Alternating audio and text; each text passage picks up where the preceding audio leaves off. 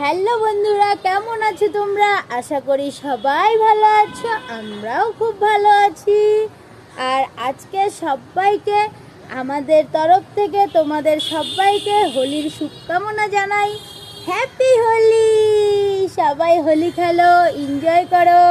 এই যে আমার ছেলেও হাততালি দিচ্ছে। তো সবাই খুব ভালো, হ্যাঁ, সবাই খুব ভালো করে হোলি খেলবে, এনজয় করবে। তা আমরাও হালকা পাতলা খেলবো।